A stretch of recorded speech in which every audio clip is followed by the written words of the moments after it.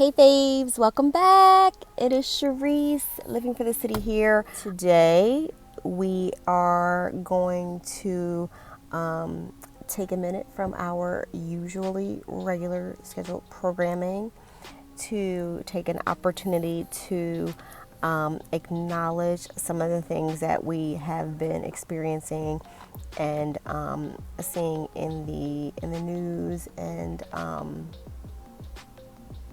in the streets, right? And so, it's interesting that if anybody who follows me on my Instagram page, then I have been semi-vocal about kind of how I'm feeling about the George Floyd incident and murder. Okay, let me be specific. The George Floyd murder, particularly how I myself have been feeling, and honestly, and I'll be 100% honest with all of you, I think like most people have been really struggling with everything that's going on right now.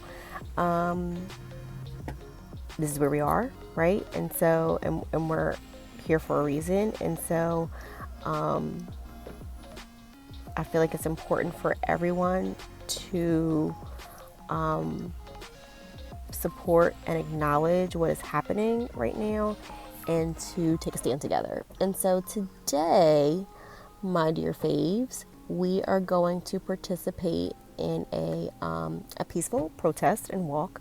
My really good girlfriend, Jeri, that you all know and love, she is leading today this walk, and she had reached out to all of us, her girlfriends obviously, to participate and show our support to making some changes. And granted, we know we have a long road ahead. Like, these kind of changes and things that we need to see happen aren't going to happen overnight, right? So this is just the start. So we know that we have some work to do. But anyway, so today you're going to join me as we go out here to support a walk, a Black Lives Matter walk.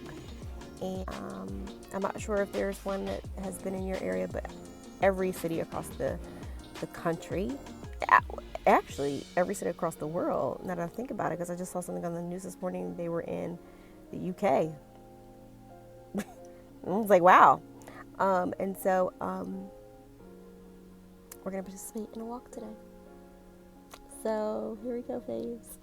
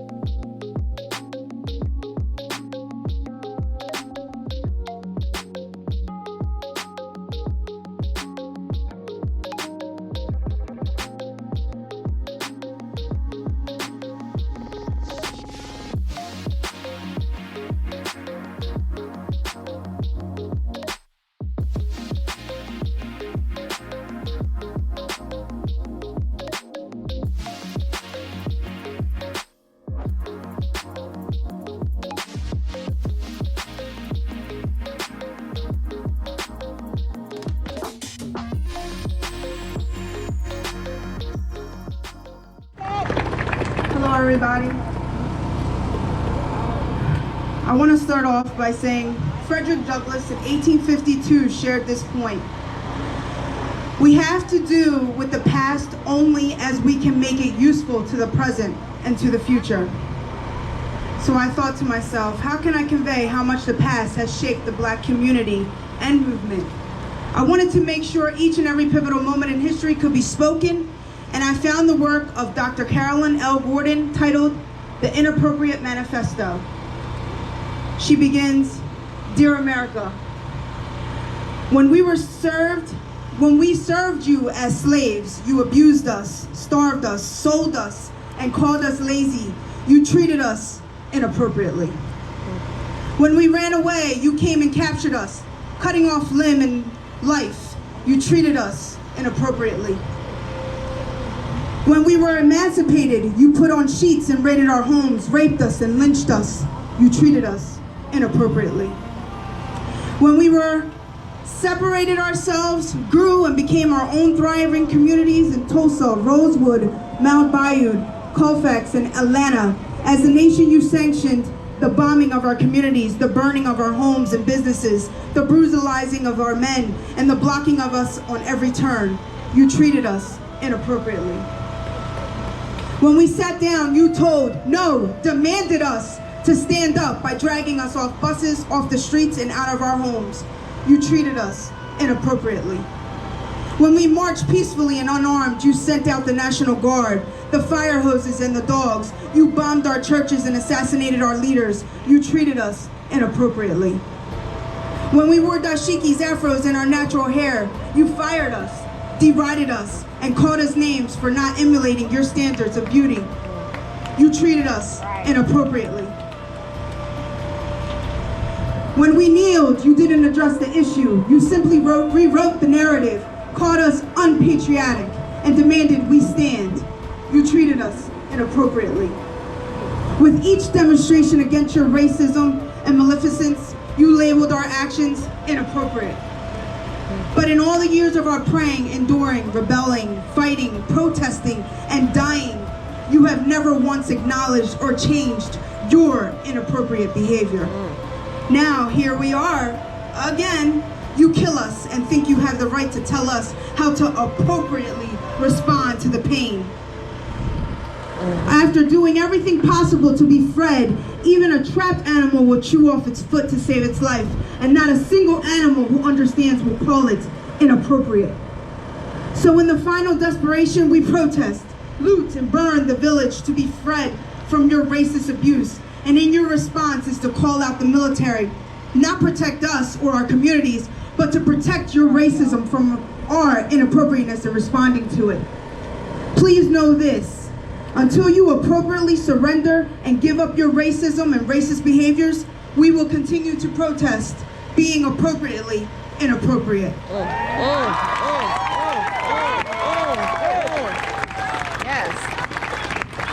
Representing the United States Army, I'm here as an American citizen. That's right. In 2017, I deployed to Afghanistan. I want to talk about accountability. If you know what a crew serve gunner is, that means we carry around a lot of bullets. And every single day, I had to be accountable for every one of those bullets. In a war zone. I was told every day that I had to have positive identification before I fired my weapon. In a war zone. Police in this country that I fight for, the rights that I fight for, the citizens that I fight for, the police are not being held accountable against citizens in our country. Every day. I want to say this, I'm not religious, and anyone who knows me understands me as a student. In the Bible, there's a chapter, Luke 15, I believe it's verse 3, where Jesus was talking about accountability. He said he had 100 sheep, but one of them strayed away. The 99 sat by and asked why he went to that one. It was said that you, 99, will be okay, but that one is in danger. It's not saying that you don't matter, but you're okay right now. That one is in danger. When we say Black Lives Matter, we're not saying all lives don't matter. We're just saying right now we're in danger. Help us. Accountability. Things need to be changed. I'm only 22. I do things for the little brown boys and girls who need the help, who need that support, who need to hear that you can do it, you got it, don't worry. It's a bump in the road. Keep going. Some of us are at bumps 24/7. Support the kids, protect the kids. All Black Lives Matter. And if you want change, start change. God bless you, God bless you, God bless you. Today I'm standing here crying out in the wilderness, prayerfully, as one of the many deliverers that God is calling out and up to speak up and speak out against injustice. And regardless of your faith position, your position on faith, if you are a historian, if you are just simply a lover of people and do not want to see history repeat itself, I'm going to share with you an account from the book of Exodus. A powerful account that begins in Exodus chapter 3. It actually begins with take off your shoes. God himself comes down and has a conversation with another deliverer by the name of Moses and tells him to take off your shoes because the place where you're standing is holy ground. I challenge all of you today to take off your shoes because the place where you're standing today is holy ground. Not only because George Floyd himself cried out to his mama, this black mama heard and responded, but it invoked a sacred call, a holy movement that cried out not just from George Floyd's heart, but all of the ancestors that came before him that said, I can't breathe and time is up.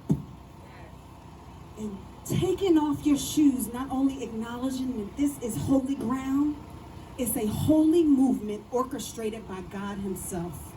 Because that same chapter goes on to say in verse 7, and I challenge you to read it if you don't want to see history repeat itself. Verse 7 says, and the Lord said, the cries of my people.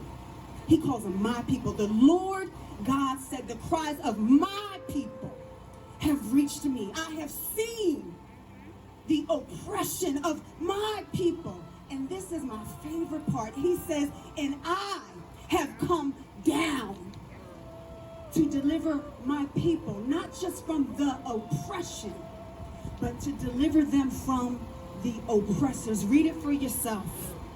I believe this is a holy movement etched in a holy consecration of us taking off our shoes, purging ourselves of our own agenda, where we would go. And God himself saying, now I'm joining the fight. And what challenges me sometimes, but I'm no longer challenged by it, I'm assured, is God, that was the passage where you were decrying the injustice of a people held bound for 400 years. And we find ourselves as black people in this country in the same place. What took you 400 years? Why 400 years did it take for our cries to finally reach you and then for you yourself to come down? And I hear God saying it took 400 years because I was waiting to give you space and opportunity to do it for yourselves. God has come down, and this is a holy movement now because we haven't done it. Black people, white people, we have not taken responsibility for the state that we're in. White people, oppressors, for far too long, you've been silent, you've been quiet.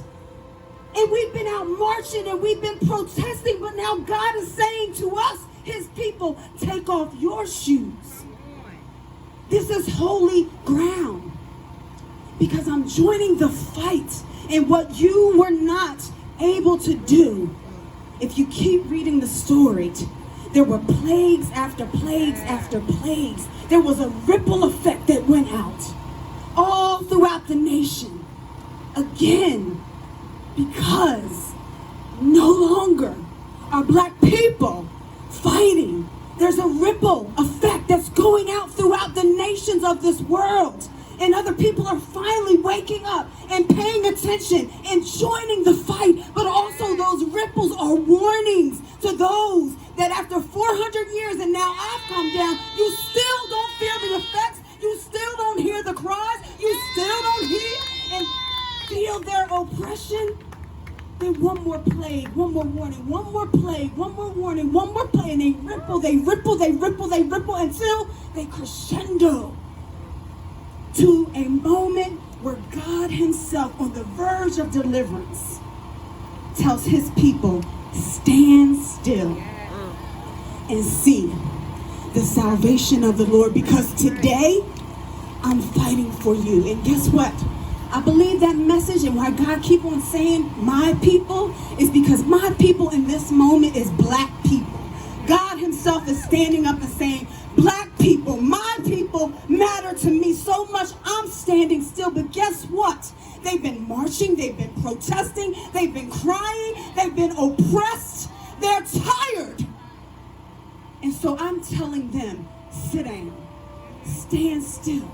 But now I'm speaking to you, other deliverers that are answering the cries, answering the call.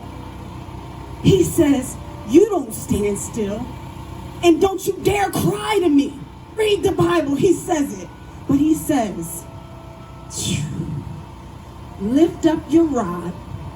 In other words, hold up the truth. Speak truth to power and stretch forth your hand. So white people, I'm talking to you today.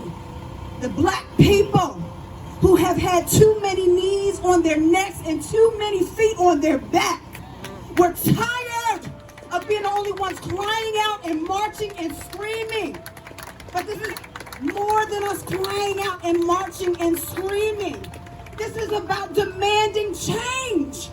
And that change begins with you. One of my favorite quotes from the civil rights movement that's depicted on a t-shirt attributed to a black woman is simply, nah. Rosa Parks, who refused to give up her seat when a white person thought that they were superior to her and demanded, get up, that seat is mine. God is telling us, sit down.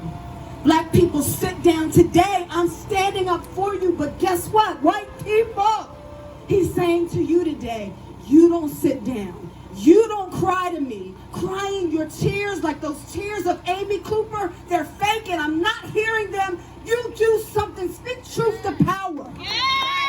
Hold up the word. Hold up the rod. And also, stretch out your hand. How about, instead of demanding Rosa Parks give up her seat, how about you give up yours? How about you give up yours? When white privilege tells you you can take a seat, how about you stand up today and say, nah. I'm reserving this seat for somebody else who's been kept from it for far too long. And can I challenge you to say it? Not just with your words. Can I challenge you to ensure that it transcends a t-shirt or a photo op? Can I challenge you to show up in November at the voting booths? Can I challenge you to show up in the conversations on your job when you risk getting fired because you speak truth to power? You speak the truth. Stand up. Stand up. Stand up. But when you stand up, make sure it's not your shoes. It's not your agenda. Because God says, take off your shoes. I changed the agenda. Put on new shoes. Robe yourself with a new agenda, a new purpose, and vigilantly pursue that until you see us go to the other side and enter into our promised land. That one that's only for one people, not only for some people, but until we all together enter into our promised land. Yes. One nation, under God, indivisible, with liberty and justice for all. God bless you. Hands up, don't shoot. Hands up, don't shoot. Hands up, don't shoot. Hands are up, don't shoot. Hands are up, don't shoot. Hands are up, don't shoot. Hands up, don't shoot. Hands up, don't shoot. Hands up, don't shoot. Hands up, don't shoot. Hands are up, don't shoot. Hands are up, don't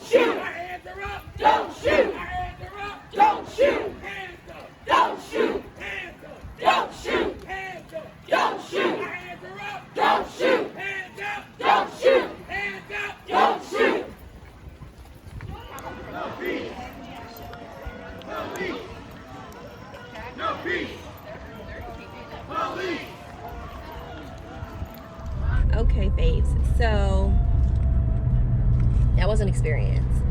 I am so glad I had an opportunity to participate in that. So many amazing speakers, and then just everyone coming together for the common good. I mean, it was just utterly amazing. If you have an opportunity to participate in some type of movement, and there are many ways that you can participate. You don't have to protest, you don't have to walk. There are so many other things that you can do, and so reach out. Number one thing you can do is vote. 1 mile. How about that? You can vote. So do that. If you're not already subscribed to this channel, I ask that you hit that little red button below for me. Thank you. And then you can follow me on my day-to-day highlights on Instagram, living_for_the_city. And then you can like me on Facebook, Living for the City 77. Until next week, faves, be safe and take care.